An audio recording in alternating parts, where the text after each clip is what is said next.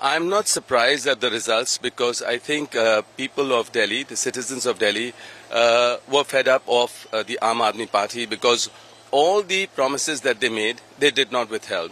I mean, if they did not even complete, they did not even try. It was all optics, and Aam Aadmi Party did grow, but they grew without, all of them coming together, all of them being stable.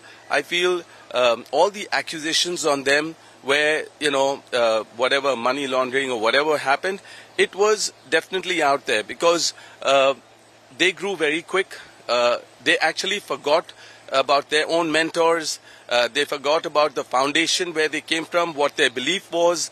I feel that this was inevitable because people will give, a party one term, a second term.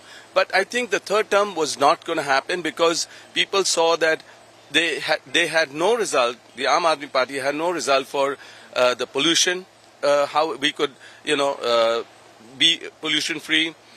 Doing the odd even only created hassles for the commuters, people using, going to office and so on, and the roads, so traffic they could not handle. There's all these mohalla clinics and all these other things that they had talked about. A lot of my workers, a lot of my people who work for me, they went and stood there in lines and they said it's all fake. We are not getting the treatment that we want. So there are a lot of real issues. Women were not feeling safer. There were a lot of things happening. And then the blame game, blaming the LG and then this and then to the last. I mean, to say that, 16 MLAs are being poached by the BJP. Now people are saying, that a leader who founded the party, Anna Hazare and all of them, they forgot all of these people, their mentors. Then even Kejriwal himself, from where he stayed, sat in a Wagoner and a small house, and he was always protesting and so on against the wrongdoings. He himself was sitting in a beautiful home.